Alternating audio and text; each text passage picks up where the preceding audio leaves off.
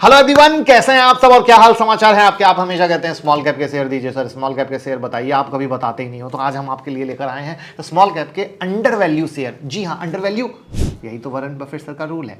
But उसमें भी मजे की चीज क्या है, जैसे मैं हमेशा कहता हूं कि जो मार्केट में नए लोग हैं उन्हें पता ही नहीं होता है। वो स्मॉल कैप के शेयर को ले तो लेते हैं लोगों के कहे सुने में, बट अगर ईमानदारी से देखा जाए तो स्मॉल कैप की एनालिसिस बहुत मुश्किल होती है, क्योंकि हाई रिस्क हाई रिटर्न जुड़ा हुआ होता है स्मॉल कैप के साथ। तो आज की वीडियो में हम बिल्कुल पहली बार सबसे यूनिक एनालिसिस इस तरीके से लाए हैं कि अगर हम किसी कंपनी के बारे में सोच रहे हैं तो हम बच्चों की तरह क्या क्या गूगल कर सकते हैं, हम गूगल करके कैसे सोच सकते हैं। ये सबसे यूनिक एनालिसिस होने वाली है। तो दोस्त प्लीज वीडियो लास्ट तक देखिएगा और जरूर बताइएगा कि मेहनत कैसी लगी, क्योंकि अगर ये मेहनत अच्छी लगी होगी तो मैं आगे भी स्मॉल कैप या मिड कैप की एनालिसिस बिल्कुल इसी अंदाज में करूंगा कि कैसे हम कंपनी के बारे में अच्छा सोच रहे हैं, कैसे हम कंपनी के बारे में बुरा सोच रहे हैं, गूगल क्या कर रहे हैं। ये चीजें आपको एक अनदर लेवल का फील देने वाली हैं। तो प्लीज लास्ट तक देखिए और पहली बार आए हैं तो वीडियो को लाइक कर दीजिए और सब्सक्राइब कर लीजिए। गुजरात के दो स्मॉल कैप स्टॉक दे सकते हैं धमाकेदार रिटर्न, ये सुनकर एक्साइटमेंट आ गया होगा। मगर रुकिए, क्या आपने ये सोचने की कोशिश की है? आज मैंने डायरेक्ट बता दिया कि किस बारे में बात करने वाला हूँ।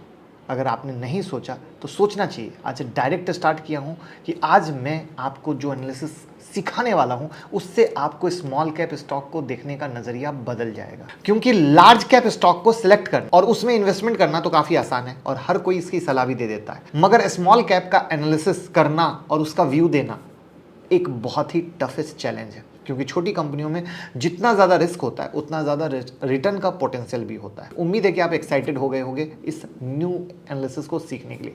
तो वीडियो को लास्ट तक देखिएगा।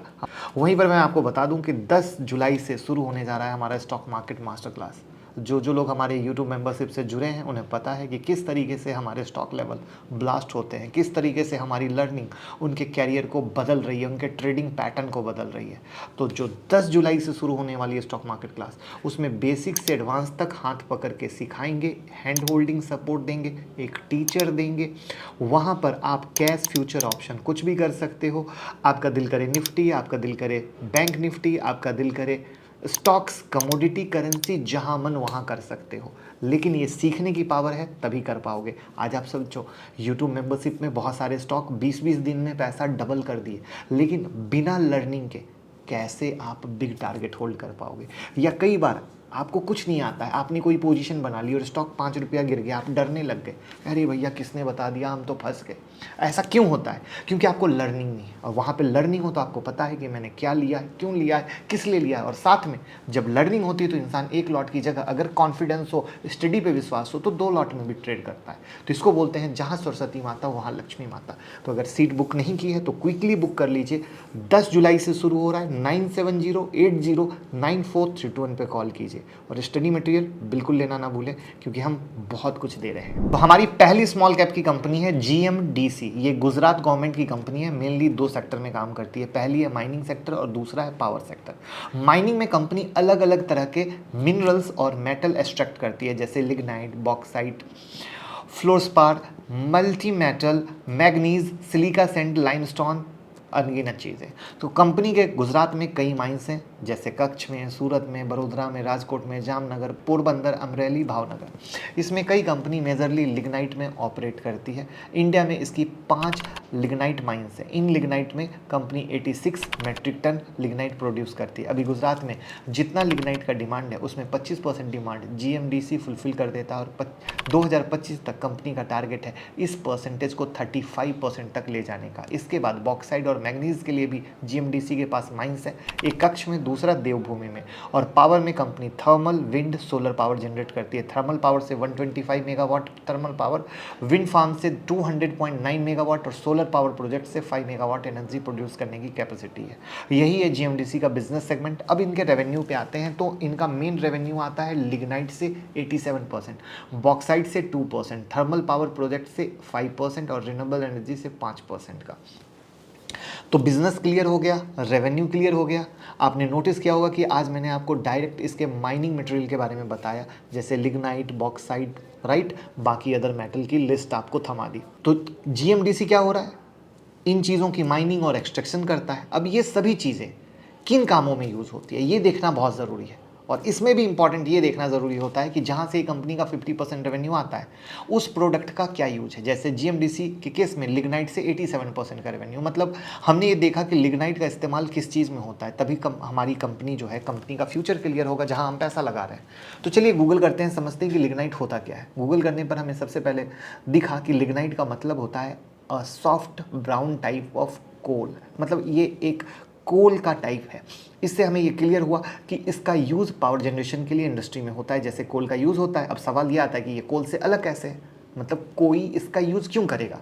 तो पहली वजह तो ये है कि कोल लिमिटेड है, इसलिए लिग्नाइट का यूज़ होगा। और दूसरी वजह है कि लिग्नाइट कोल से सस्ता होता है, इसलिए भी इंडस्ट्री कोल की जगह लिग्नाइट का यूज़ करती है। अब मैं आपको बता दूं कि जीएमडीसी इंडिया का सेकंड लार्जेस्ट लिग्नाइट प्रोड्यूसर है। तो नंबर 1 पे कौन है? NLC India. उम्मीद है यहाँ तक क्लियर हो गई होगी। जीएमडीसी का बिजनेस रेवेन्यू ब्रेकअप और 87% रेवेन्यू कहाँ से आता है, राइट है। उस प्रोडक्ट का यूज़ भी समझ चुके हैं। अब है कैच, असली एनालिसिस। लिग्नाइट का यूज़ कोल की जगह पे होता है और गुजरात में इसका यूज़ ज़्यादा होता है क्योंकि वहाँ इंडस्ट्री ज़्यादा है। मगर जब आप सर्च करेंगे डिसएडवांटेज ऑफ लिग्नाइट तो आपको दिखेगा लिग्नाइट से काफ़ी ज़्यादा एयर पॉल्यूशन होता है। जितना पावर कोल से जनरेट होता है उसका आधा लिग्नाइट से होता है, मतलब लिग्नाइट का इस्तेमाल ज़्यादा करना पड़ेगा और उससे पॉल्यूशन भी ज़्यादा होगा। अब आपको याद होगा मैंने सुजलॉन की जो वीडियो बनाई थी उसमें बताया था 2070 तक इंडिया का टारगेट क्या है, 100% रिन्यूएबल एनर्जी यूज़ करना। मतलब भाई ये कंपनी जितना भी अच्छा काम करी है इसका मतलब नहीं है कि ये अच्छा ही करते रहे, क्योंकि पूरा इकोसिस्टम ही शिफ्ट होने वाला है, राइट है ना। तो अब आप खुद बताएं कि कैसे ऐसे कंडीशन में कंपनी सर्वाइव कर पाएगी, कमेंट में बताइए, क्योंकि यही तो सबसे न्यू एनालिसिस हमने आपके साथ शुरू की है। यही प्रॉब्लम हुआ था नोकिया के साथ, कोडक के साथ, मोटोरोला ने भी प्रॉब्लम फेस किया था। सभी कंपनी आज कहाँ हैं आप बेहतर जानते हैं। तो कहने का मतलब ये है कि सिर्फ कंपनी को उसके फाइनेंशियल को समझना नहीं होता है, हमें फ्यूचर देखना होता है, कि क्योंकि इन्वेस्टमेंट फ्यूचर के बेसिस पे किया जाता है। तो पास्ट में अच्छा किया ये बहुत अच्छी बात है, मगर उससे ज़्यादा अच्छी बात है कि फ्यूचर में अच्छा करना चाहिए। तो ये था अलग टाइप का एनालिसिस जो मैं आपको सिखाना चाहता था। तो उम्मीद है कि यहाँ के एनालिसिस का तरीका आप समझ गए होंगे। तो अब सवाल आता है कि क्या जीएमडीसी बेकार कंपनी है, क्योंकि इस एनालिसिस से तो कंपनी के फ्यूचर पर क्वेश्चन मार्क आके खड़ा हो गया। अब हमें देखना पड़ेगा कंपनी के फ्यूचर प्लान के बारे में, करेक्ट है। तो कंपनी गुजरात में रेयर अर्थ एलिमेंट को डेवलप करने में लगी हुई है। रेयर अर्थ एलिमेंट वैसे एलिमेंट होते हैं जो रेयरली मिलते हैं, इसके थ्रू कंपनी कुछ वैल्यू एडिशन करना चाहती है अपने बिजनेस में। इसके अलावा साउथ गुजरात और कच्छ रीजन में 6 लिग्नाइट ब्लॉक भी डेवलप करने वाले हैं, और इन सबसे ज़्यादा जरूरी प्लान है 50% रेवेन्यू नन लिग्नाइट बिजनेस से जनरेट करने का। यही होगा गेम चेंजर। स्टार्टिंग में हमने क्या देखा, 80% रेवेन्यू लिग्नाइट से आ रहा है। अब कंपनी प्लान कर रही है इसको कम करेंगे, अदर प्रोडक्ट से रेवेन्यू बढ़ाएंगे। क्यों? क्योंकि फ्यूचर बदल रहा है तो कंपनी खुद को बदलेगी, राइट। तो इसलिए मेरे भाई जीएमडीसी का थॉट प्रोसेस हमने क्यों लिया, किस तरीके से लिया, कैसे एक स्मॉल कैप की कंपनी को पहचानते हैं, वो हमने बताने की कोशिश की, जिसका पॉइंट क्लियर हो गया होगा। अब फाइनेंशियल को देखते हैं। तो पास्ट 10 ईयर का फाइनेंशियल ग्रोथ देखेंगे तो 2013 में सेल था 1670 करोड़, 2023 में सेल 3571 करोड़, परसेंटेज वाइज 109% का ग्रोथ। 10 साल में सेल डबल हो गया। मार्च 2013 में नेट प्रॉफिट था 601 करोड़, मार्च 2023 में नेट प्रॉफिट था 1216 करोड़, परसेंटेज वाइज 102% का ग्रोथ हुआ नेट प्रॉफिट में, राइट। सेल ग्रोथ प्रॉफिट दोनों एक दूसरे को सपोर्ट कर रहा है, जो कि अच्छी बात है। पिछले 10 साल में एक बार जीएमडीसी ने लॉस शो किया था 2021 में, जब कोरोना के वक्त लॉकडाउन आया था, यानी वो एक एक्सेप्शनल केस है।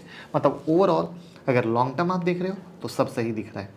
रिटर्न रेशियो देखेंगे तो आरओसी है 31.5%, 5 ईयर का एवरेज आरओसी है 14.6%, आरओई है 23%, 5 ईयर का एवरेज आरओई है 11.1%। दोनों रिटर्न रेशियो अपने एवरेज से ऊपर है, मतलब सही है।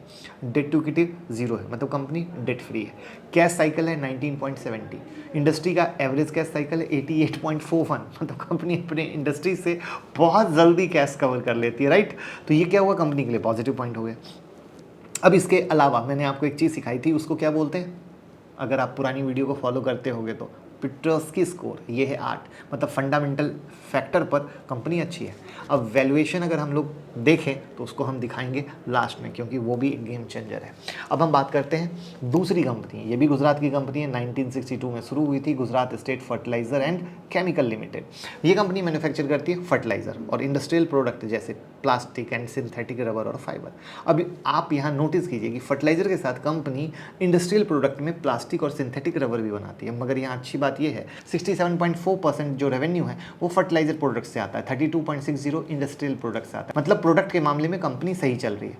इसके अलावा कुछ न्यू प्रोडक्ट की बात करें तो सेल्फ रिलायंट इंडिया स्कीम के अंदर कंपनी ने 4 न्यू फर्टिलाइजर लॉन्च किया जो अगेन फ्यूचर के व्यू से सही है। और इतना ही नहीं, आने वाले टाइम में कंपनी 21 ऐसे प्रोडक्ट को मैन्युफैक्चर करने वाली है जो अभी बाहर से इंपोर्ट किया जा रहा है। इस पे ध्यान दीजिएगा। मतलब कंपनी फ्यूचर के लिए बिल्कुल लगातार खुद को तैयार कर रही है। तो ये सब था मैन्युफैक्चरिंग।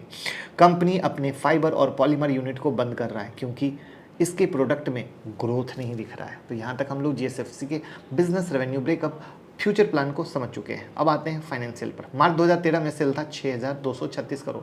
मार्च 2023 में सेल 11,298 करोड़। परसेंटेज वाइज 81.17% का ग्रोथ सेल में। मार्च 2013 में नेट प्रॉफिट था 518 करोड़। मार्च 2023 में नेट प्रॉफिट था 1293 करोड़। परसेंटेज वाइज 149% का ग्रोथ नेट प्रॉफिट में। सेल्स में ज़्यादा नेट प्रॉफिट ग्रो हुआ। मतलब कंपनी अपने एक्सपेंस को सही से मैनेज कर रही है, राइट है। ओवरऑल कंपनी का पास्ट 10 ईयर का परफॉर्मेंस सही दिख रहा है। तो अब देखते हैं रिटर्न रेशियो, आरओसी। तो आरओसी है 13.4%, 5 ईयर का एवरेज आरओसी है 9.18%, आरओई है 10.9%, 5 ईयर का एवरेज आरओई है 7.11%। दोनों रिटर्न रेशियो अपने एवरेज से ऊपर है, मतलब सही है। डेट टू इक्विटी 0 है, मतलब कंपनी डेट फ्री है। कैश साइकिल है 47.20 और इस इंडस्ट्री का कैश साइकिल है 75.68, मतलब कंपनी अपनी इंडस्ट्री से जल्दी कैश ले रही है, माल बेच के जल्दी आ रहा है, राइट, जो कि अच्छी बात है। इन सब के अलावा अगर हम जीएसएफसी का पिट्रोस्की स्कोर देखते हैं तो 7 है। तो अगेन अच्छी बात है क्योंकि स्कोर बिल्कुल सही बता रहा है। सारे पैरामीटर पर जीएमडीसी और जीएसएफसी दोनों कंपनी सही दिख रही है। अब क्या देखना है, वैल्यूएशन। तो जैसा कि मैंने स्टार्टिंग बताया था, ये दोनों कंपनी क्या है, अंडर वैल्यू है। तो यहाँ वैल्यूएशन से ज़्यादा इंपॉर्टेंट ये देखना जरूरी है कि कहाँ तक जा सकता है, राइट। तो देखते हैं पहले स्टॉक को, जीएमडीसी। करंट पी है 4.40, इंडस्ट्री पी है 11.1। मतलब अगर ईपीएस को कांस्टेंट मान लें तो इंडस्ट्री पी को मीट करने के लिए कंपनी को यहाँ से दुगना बढ़ना पड़ेगा, तभी तो फेयर प्राइस पे आ जाएगा। इसके बाद जीएमडीसी का बुक वैल्यू पर शेयर है 182, करंट प्राइस है 168। मतलब अगर आज कंपनी बंद भी हो गई तो हर शेयर होल्डर को 182 रुपया तो मिलेगा ही मिलेगा। मतलब बुक वैल्यू के बेसिस पर भी शेयर काफ़ी अंडर प्राइस है और अच्छा अपसाइड दिखा रहा है एज पर फंडामेंटल बेसिस। हमारा सेकेंड स्टॉक है जीएसएफसी। करंट पी है 5.18, इंडस्ट्री पी है 10.3। मतलब इसमें भी यहाँ से डबल होने का पोटेंशियल है। इसका बुक वैल्यू पर शेयर है 300, करंट प्राइस है 168। मतलब बुक वैल्यू के बेसिस पर शेयर अंडर प्राइस चल रहा है और अपसाइड का क्या हुआ, काफ़ी पोटेंशियल बचा हुआ है। तो ये थे गुजरात के 2 स्टॉक जो एक बेहतरीन पैरामीटर पर किस तरीके से हम किस तरीके से सोचते हैं, हमें किस तरीके से एनालिसिस करनी चाहिए जिससे हमारा कॉन्फिडेंस बढ़ता है, ये हमने आपको बताने की कोशिश की। अब यहाँ हो सकता है आप सोच रहे होगे ये दोनों पब्लिक कंपनी है और आपके दिमाग में नेगेटिव पॉइंट आ सकता है। पब्लिक कंपनी भागता नहीं है। इस पर मैं कहना चाहूँगा कि कंपनी पब्लिक हो या प्राइवेट हो, जो रियल वैल्यू होता है वो आता ही है।